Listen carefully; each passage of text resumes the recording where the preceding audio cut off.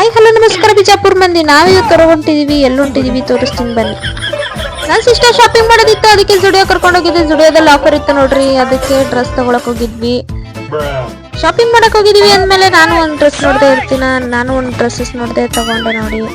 ನಾವು ಹುಡುಗಿ ಶಾಪಿಂಗ್ ಮಾಡಕ್ ಹೋಗಿದೀವಿ ಅಂದ್ರೆ ಈ ತರ ಕಿತಾಪತಿ ಮಾಡ್ತಾನೆ ಇರ್ತೀವಿ ನೋಡಿ. ಫೋಟೋಸ್ ತಗೊಂಡೆ ನಾನು ಒಂದೆರಡು. ನನ್ನ ಸಿಸ್ಟರ್ ಶಾಪಿಂಗ್ ಇವತ್ತೇ ಮುಗೀತು ಅನ್ಕೊಂಡಿದ್ದೆ, ಇವತ್ತೇ ಮುಗೀತು. ಅದೇ ಖುಷಿ ಒಳಗೆ ಸ್ನಾಕ್ಸ್ ತಿನ್ಬೇಕನ್ನಿಸ್ತು, ಸ್ನಾಕ್ಸ್ ತಿನ್ನಕ್ ಹೋದ್ವಿ ನೋಡಿ. ಇಲ್ಲಿ ಬಂದು ಬೇಲ್ಪುರಿ ತಗೊಂಡಿದ್ವಿ. ನನ್ನ ಸಿಸ್ಟರ್ ತಿನ್ನೋದಕ್ಕಿಂತ ಸ್ನ್ಯಾಪ್ ಹಾಕೋದೇ ಜಾಸ್ತಿ ಆಗಿತ್ತು. ನಾನಂತೂ ವೇಟ್ ಮಾಡ್ತಿದ್ದೆ, ಸ್ನ್ಯಾಪ್ ಹಾಕಿ ಮುಗಿಸಿದ್ಲು. ಫೈನಲಿ ಅದೇ ಖುಷಿ ಒಳಗೆ ಶಿಸ್ತು ತಿಂದ್ವಿ ನೋಡ್ರಿ.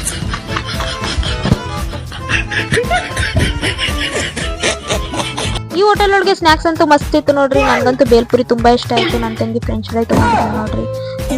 ನಾವು ಬಿಜಾಪುರ ಮಂದಿ ಚಾ ತಗೊಳ್ದೇ ಇರ್ತೀವ, ಈ ವೆದರ್ಗೆ ಬಿಸಿ ಬಿಸಿ ಚಾ ಕುಡಿಯೋ ಮಜಾನೇ ಬೇರೆ ಇರ್ತೀವಿ ನೋಡ್ರಿ.